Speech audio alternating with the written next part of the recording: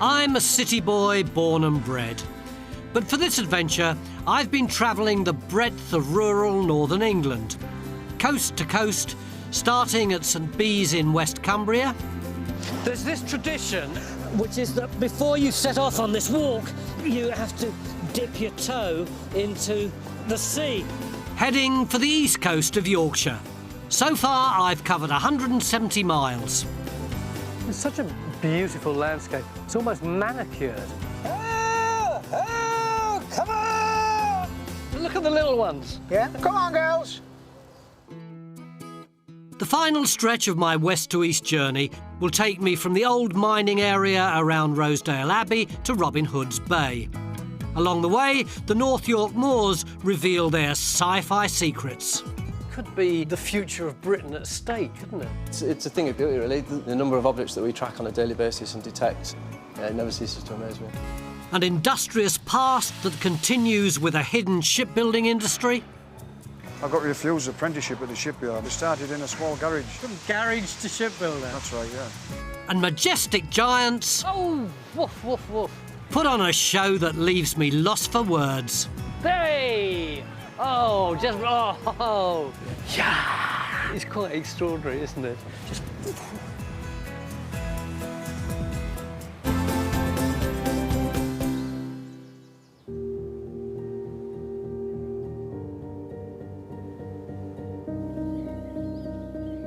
I'm on the last leg of my coast-to-coast trip, and I'm on the North York moors right now. It looks pretty desolate, doesn't it, with this heather-covered land spreading in every direction. But in fact, there have been people living here for at least 10,000 years. At that time, this whole area would have been covered in trees, massive woodland. But that time has long gone.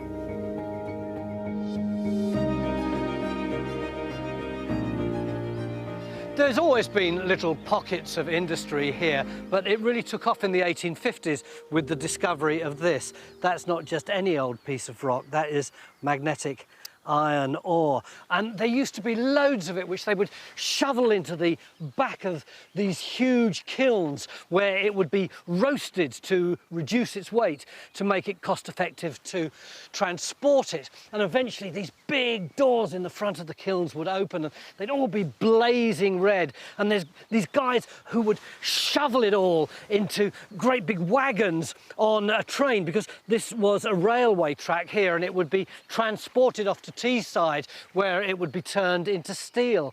Can you imagine the din, the smoke, the fire, the sheer amount of human activity that must have gone on here?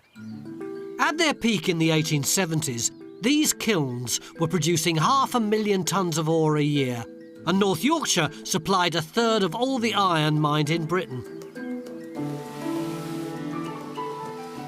It was carried by steam railway to the rapidly expanding steelworks on Teesside, 30 miles up the coast. By 1879, Britain was producing 40% of all the world's steel. We don't make nearly that amount anymore, but the steam trains still run here. This is Gromont Station on the North Yorkshire Moors line, which runs from Pickering through to Whitby. It's the longest stretch of steam railway line in the country. It originated around about 180 years ago, but it's now run by a small army of volunteers and a dedicated team of engineers. But it almost disappeared completely. In the early 60s, Britain's railways were struggling. The end of wartime petrol rationing and better roads meant more and more people were using cars. The infamous Beeching cuts, named after Richard Beeching, the head of British Rail, closed a third of Britain's railways, including the North Yorkshire line in 1965. But in a testament to true Yorkshire grit, the locals gave up their free time to preserve it, and a decade later it reopened. It's now the country's largest functioning heritage railway, with 120,000 visitors a year. The heart of the operation are the sheds at Gromont. They're not just maintaining locos here, they're rebuilding them, reviving old skills like wheel tapping to check if the steel is cracked. Kelvin Whitwell, David Wilkinson and Dave Chumley are all trained engineers. So what did you do before you did this then? We worked at SSI, the steelworks, Teesside. Up in Teesside? 3 of us, yeah. Which yeah. closed down? It did close down, yeah. There must be mates of yours who still haven't got a job. The loss. Yeah, still around, yeah. We three that fell on our feet. And the first job we got was That one. build that up from a bag of bits. It's just come as a rolling chassis in a boiler and a box of bits. Yeah. And it's going out and it's actually pulling trains now for the public to That's enjoy. right, that's right. How did you work out what to do? Because presumably that knowledge is virtually dead. There isn't much of that knowledge, and there's other heritage railways that will help you along. It's a small industry, the heritage railway, and everyone will help each other. You must have been pleased as punch when you first saw it go down Oh, the track. Definitely, yeah. There's a kind of poetic justice that in these stricken times, the railway now employs twice as many people as worked here in the mid-19th century.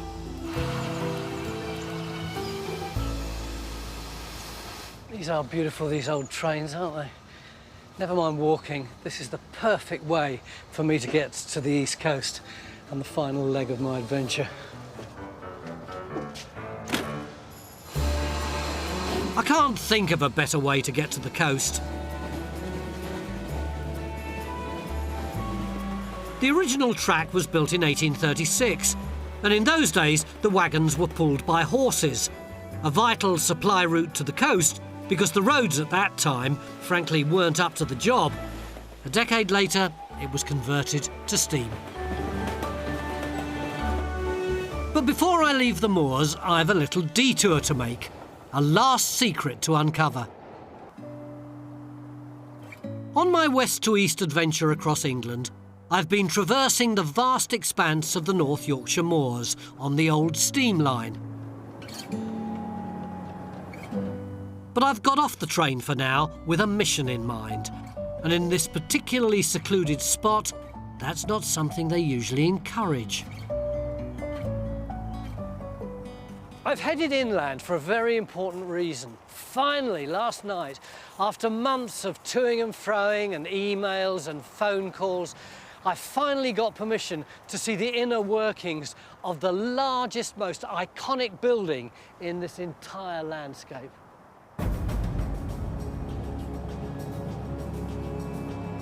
This 112-foot shiny pyramid may look like a futuristic sculpture, but it is in fact a highly sensitive radar station. RAF Fylingdales is an essential part of the UK and US military defence strategy. A sophisticated early warning system to detect, track and report missile attacks.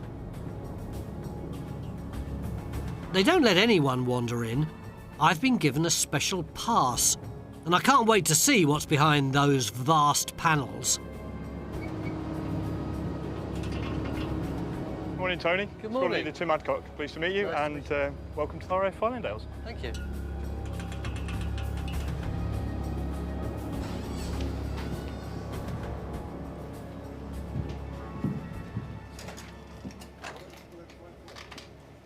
Well, Tony, welcome to the Space Operations Room, the hub of what we do for operations at RAF Fylingdales. We've got various members of the crew that look after kind of radar management and obviously our ballistic missile warning mission as well. Although 320 people work at Fylingdales, at any one time, 10 highly trained personnel are glued to the screens, not looking just into the skies, but into space. On today's watch is Corporal Becky Baxter. So, Becky, am I allowed to interrupt you? Yes, Tony, that's fine, yeah. What is it that you do here? OK, so on the front shelf, we do the space surveillance side of Fylingdales. And So this bit is called the front shelf. that's right, yeah. So the 3 consoles on the front is manned by 3 personnel, and we work in shifts. So we do 12-hour shifts, 24/7. How many objects do you reckon you're tracking at any one time? So we've got a satellite catalogue, which is updated any time new objects go up into space, and we believe there's probably around 17,000 objects up there at the moment. Can you identify them all? Yeah, they've all got unique catalogue numbers, so every object that's gone up since Sputnik went up in 1957, all them objects have got a unique ID. So the radar is very capable and it's able to look for over 800 objects at any one time if the need arises for that. What else apart from satellites might you spot? OK, so one of the important things up there is obviously the ISS, so 25544 we call it, so you would know it as the International Space Station. Yeah. So actually that's due round in about just under 10 minutes' time. How often do you see the space station? Between 5 and 7 times a day. I still think it's pretty exciting. I want to see it come through. Costing an estimated £80 billion to build and run, the ISS is the largest artificial satellite in space. RAF Fylingdales isn't only looking for possible threats, it keeps a watchful eye on the space station as well when it comes within range. OK, so this has just popped up now. This is the International Space Station. So it's shifting along, isn't it? Yeah, so it's very fast. Obviously, we can see it moving along the line. It's fascinating that you can identify all this stuff, but why? What's the point? OK, so it's quite important. Obviously, there's lots and lots of things up there now, so we've got to make sure that a lot of them aren't going to collide. If they do collide, I mean, it can cause masses more debris to fill up space, essentially. At any one time, there are more than 500,000 pieces of debris or space junk orbiting the Earth. Travelling at speeds of up to 18,000 miles per hour, even a small piece could damage the spacecraft or one of the 1,500 satellites currently in orbit. If there was something that looked like it was coming within the same area of the ISS, we would be able to report that up to make sure there's no accidents or no collisions with the ISS. Fylingdales looked rather different when it was opened. Its 3 giant golf balls became a distinctive landmark, but were replaced 25 years ago by the newer, more sophisticated system.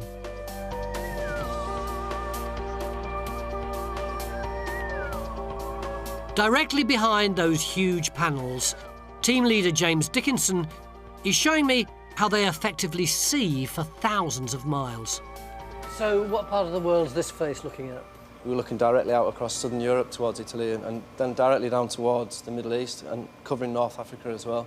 This is one of our antennae, which is directly on the opposite side of the face where we're stood. So what comes out of here? These are what we use to transmit and receive the radio waves. If you want to see something out there 2,000 or 3,000 miles away, what's the process? So what we do is we generate a waveform. It's transmitted out to the face and then it is emitted out into space.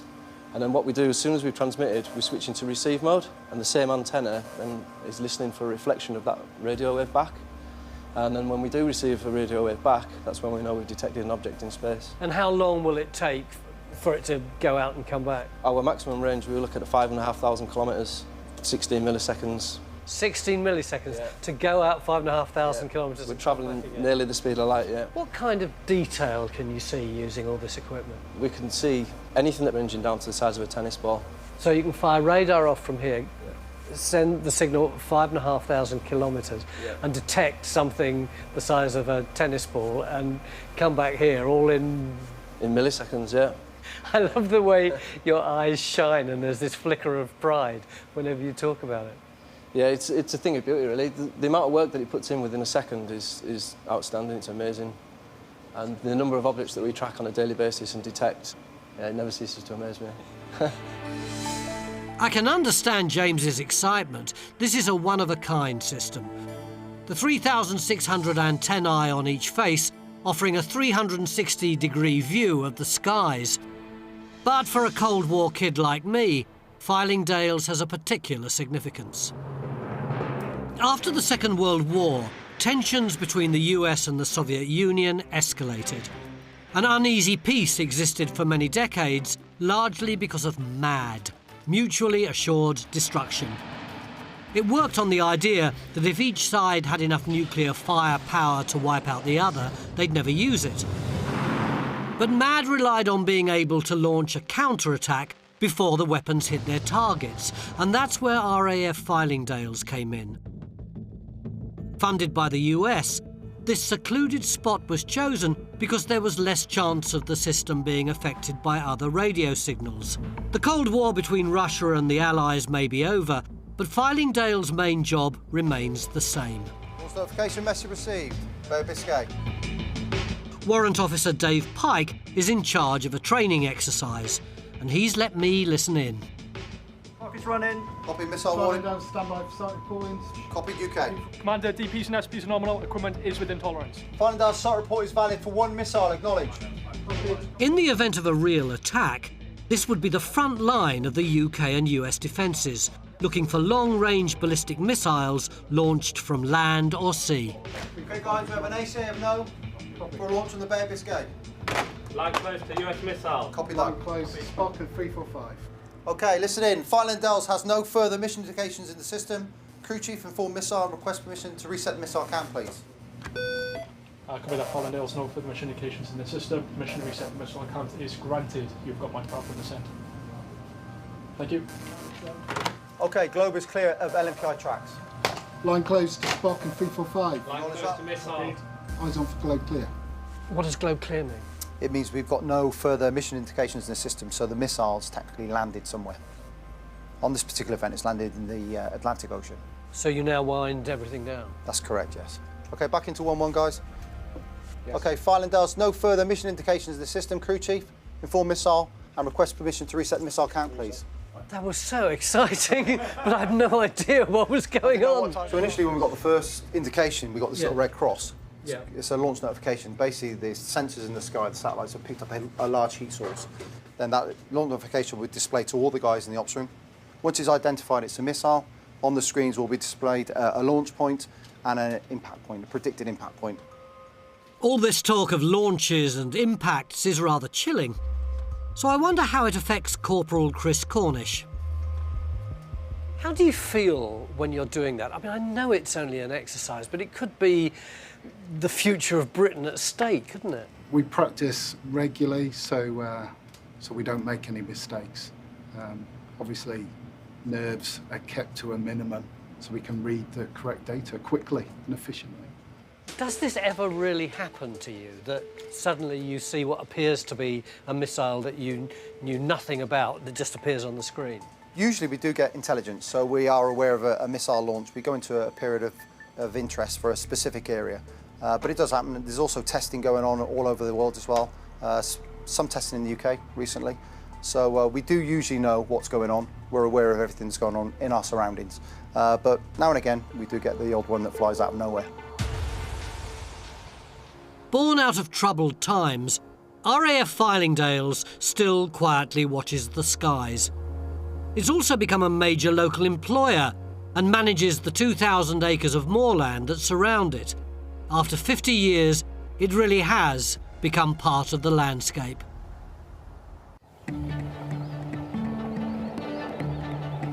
I'm back on the North York Moors railway train following the River Esk.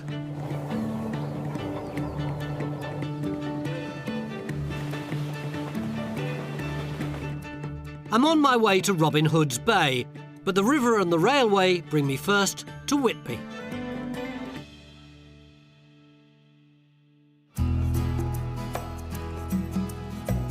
Like many other places I've visited, its tranquil appearance hides a history of enterprise and industry. Whitby was a major fishing port, but in the 19th century its maritime fortunes waned and a new phenomenon hit town: tourism.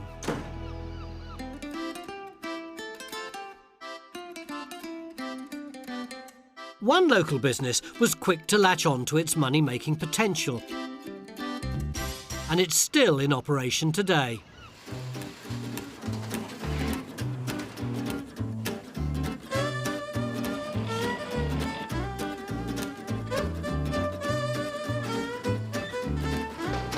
This is Botham's Bakery, something of a Whitby institution.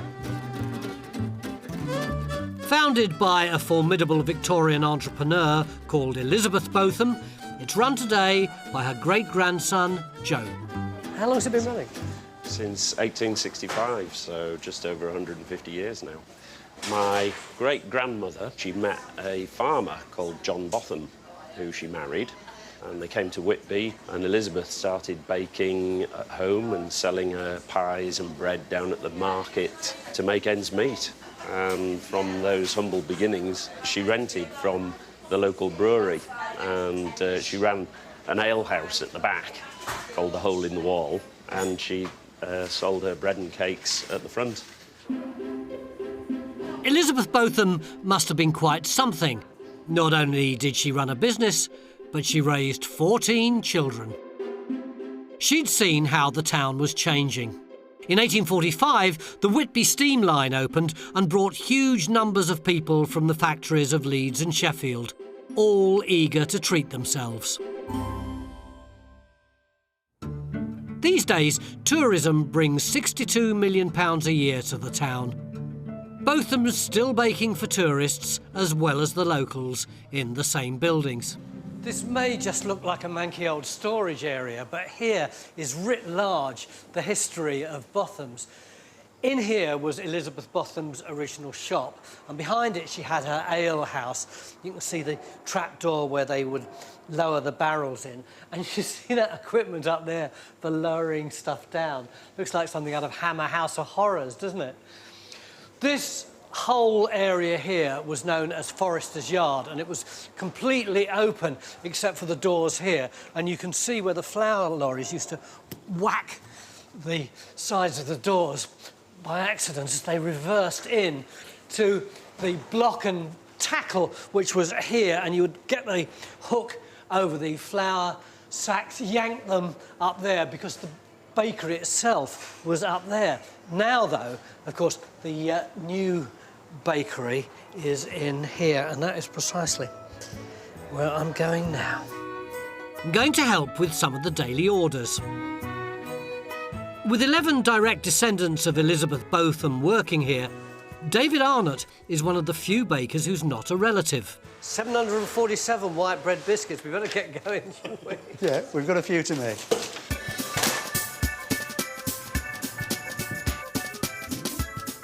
The one thing I've noticed about this place is that although there's a lot of machinery around, the processes are very labour-intensive, aren't they? Yes, we are actually a craft bakery, so a lot of it is handmade. What do you call this, Dave? This is a record 36-piece divider.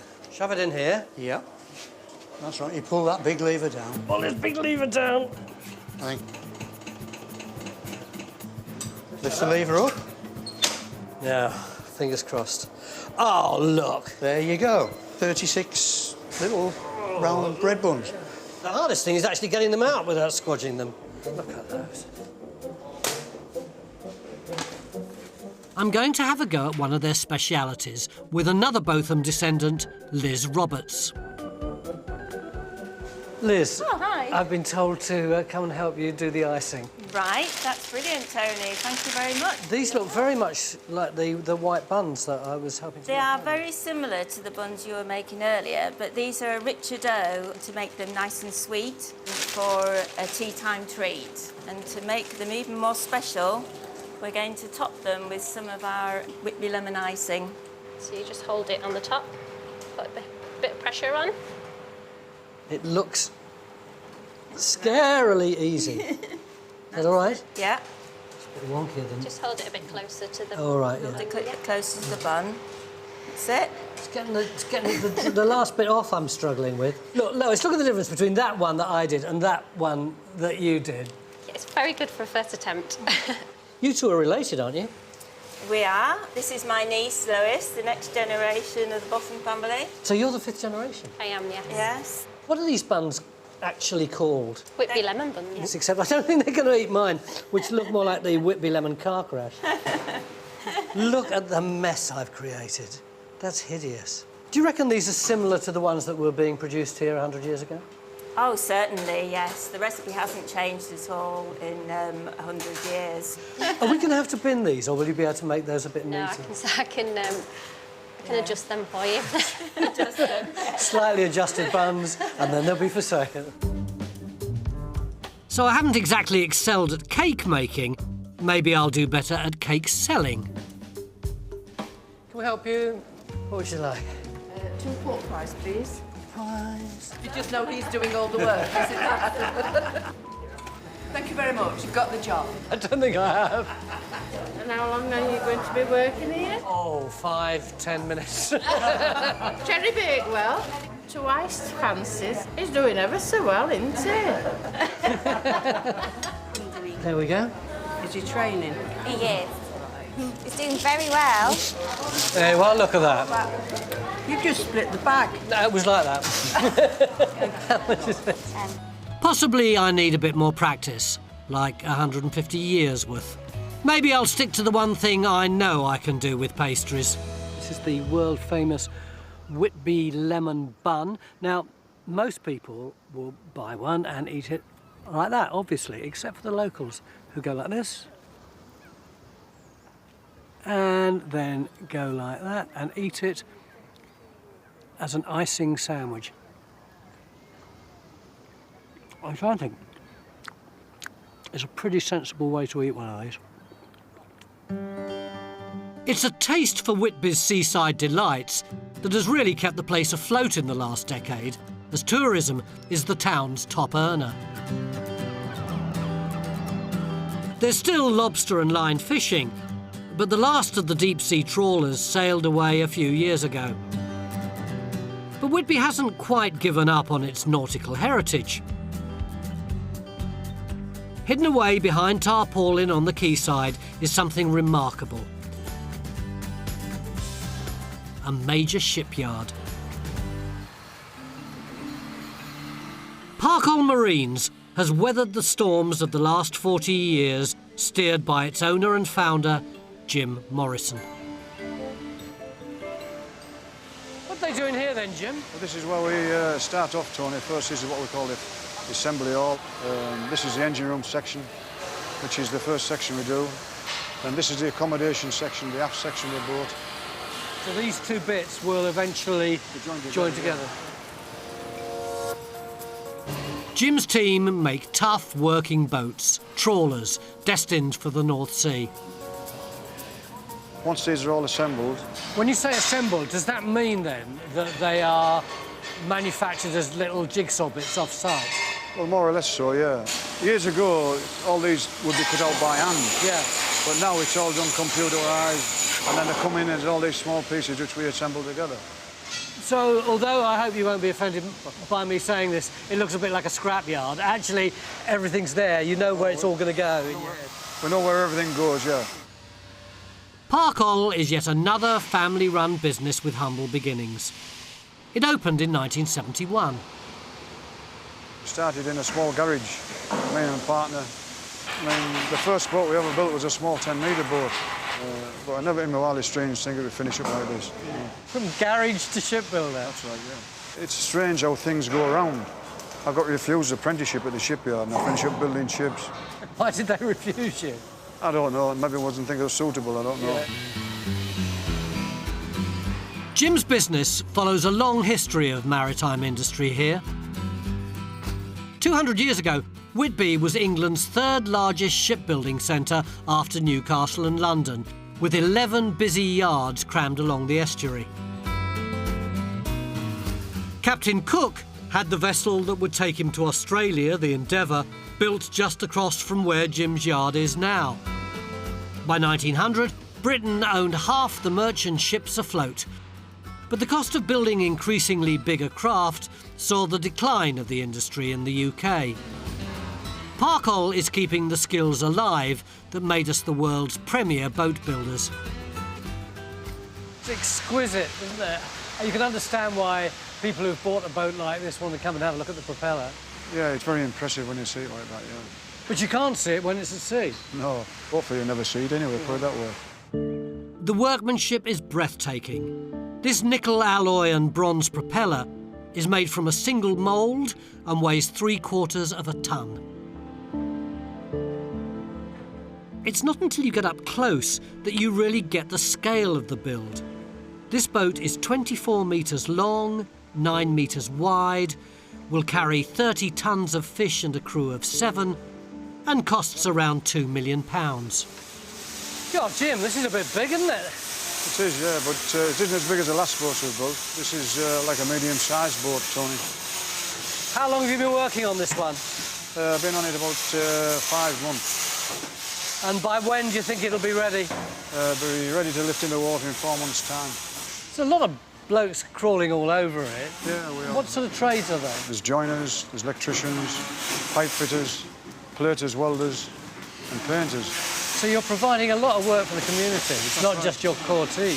That's right, yeah. With 45 staff, Jim is Whitby's biggest manufacturing employer. These skills are vital if you're expecting crew to live, eat, sleep and work on these vessels for up to 10 days at a time. It's fascinating seeing a ship like this half-built. There is a massive blue winch in there for bringing the trawling nets up from the bottom. This whole area is a fish processing plant. The fish, when they're caught, they come in here and slide down here to a big table here where they're sorted out. Anything they don't want goes overboard. Anything that's catch, they shove down there, deep into the fish hold. But the other thing is that if you look through here, you can see the galley. As Parkol begin their 37th build in 45 years, their order books are full. It occurs to me that this part of coastal Britain takes a while to reveal its true self to you. Whether it's a hidden shipbuilding industry, or a family bakery that's seen 150 years of change in the town, you just have to look beneath the surface. Next. Oh, there it is. There. Now it's gone again. The whales of Whitby Hey, yo. prove to be big teases. It really does feel like they're playing with us. I'm almost at the end of my west to east trek across northern England. But before I reach my final destination, there's one thing I just can't miss out on. I'm really excited this morning. I'm about to do something that I've always wanted to do, always planned to do, but I certainly never thought I'd do off the coast of Whitby. Whatever happens, I think it's going to be really fun. I'm going whale watching with local skipper Brian Clarkson. Morning. Good morning. Welcome to Whitby. Thank you, nice to see you. I apologise for the sunshine, I'm sure it'll pass. Do you reckon we'll be in with a bit of luck this morning? I think we have every chance.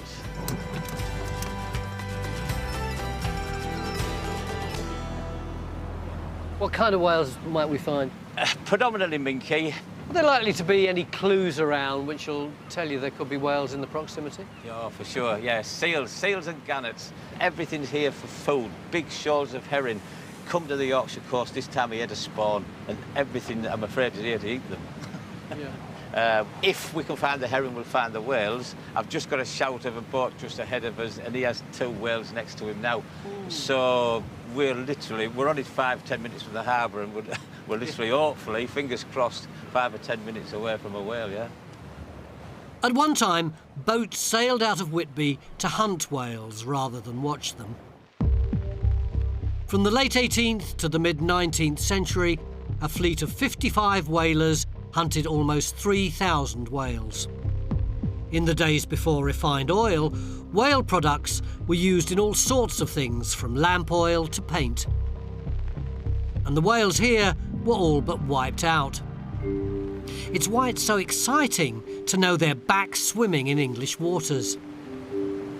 How long have you been looking for whales? Probably 10 years now. I came out of the fishing industry and started doing the pleasure boat side of the job. On our regular sunset cruises, we started to see whales, and then we saw them the next night, and then we realised, well, this isn't just chance. You still seem as enthusiastic now as you must have been 10 years ago. I'm a sucker for wildlife, mate. Just nature, anything that's natural. Sunset TV, sunset every time. Oh. Sorry, mate. Crashed and burned on that one, didn't I? According to Brian, where there's gulls, there's fish, and where there's fish, there might be minkies. 2 o'clock, we're just seeing another one at 2 o'clock. Shouts go up, but I always seem to be looking in the wrong direction. It's tantalising. There are apparently two. One is over there and the other is over there, so it's difficult to know where to concentrate. And then... Hey! Oh, just... Oh! Oh, there he is! Oh, man, that was so good. It was just, 20 yards away from us. Suddenly, there was a... and it arched out of the water, and you saw that fin. It's extraordinary, the way that nature just hides itself and hides itself and hides itself, and then suddenly flaunts itself like that. There, look. The minke grows up to 10 metres long. It feeds on fish by scooping up huge volumes of water and sieving out the food through the plates in its mouth. Having got a fleeting glimpse, I really want to see more. They're only up for about 2.5, 3 seconds, aren't they? It's really tantalising.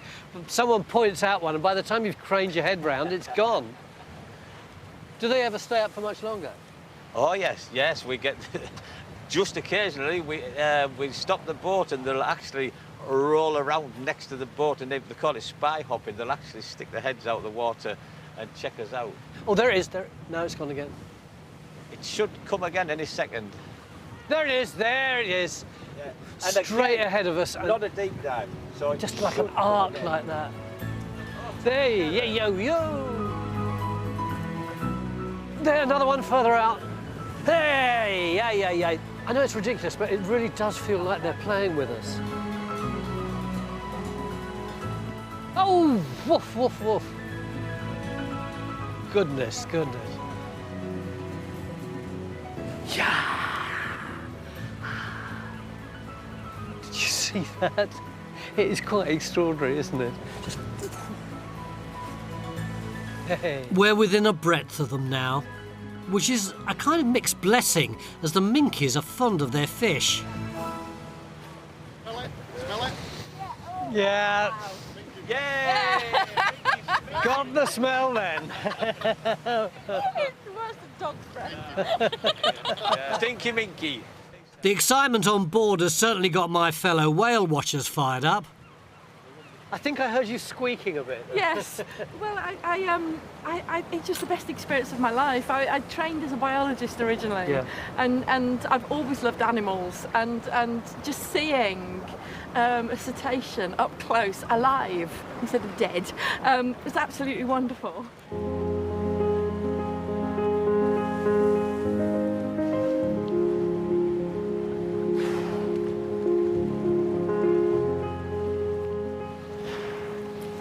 Lovely at the end of the trip to get one so close. It felt like it was giving us a reward for having been patient so long. I think must have seen it really close about 5 times. It's coming up, going down. There it is again. Oh, thank you.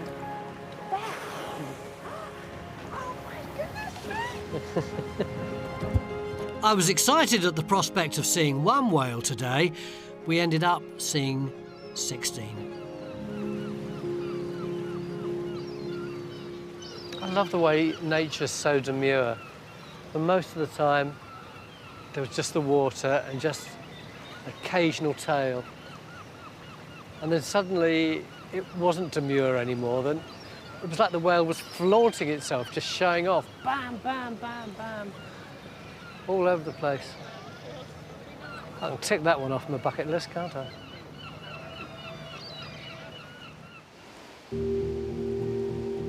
A short hop from Whitby, just 14 miles down the coast, and I'm finally arriving at my end destination. Robin Hood's Bay has seen many outlaws as a major 18th century smuggling centre, but has nothing to do with the great man himself from Sherwood. It's where the great English guidebook writer Alfred Wainwright ended his coast-to-coast walk, the inspiration for my trip.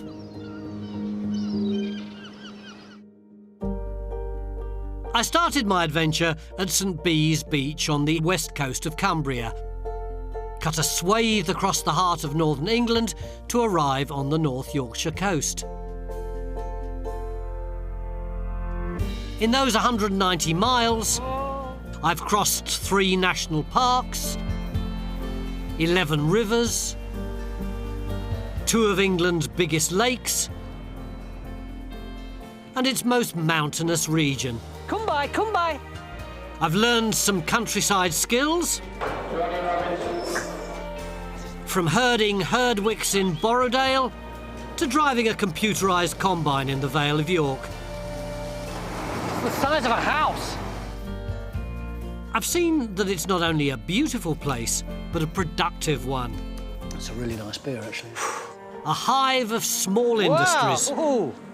Whoa! Oh no, I've got a split! And I've uncovered a rich vein of history from Revo Abbey's money-mad monks. Bang! Where's the poverty now? Through the Industrial Revolution. Can you imagine the din, the smoke, the fire? To the Cold War legacy at RAF Fylingdales. Course notification message received. Bay of Biscay. And it all started with a pebble from a beach on the west coast of England. There's one more thing to do before I finish. I picked this up when I started the journey, and I have to put it down here at the end. So, here you are. Job done. See ya.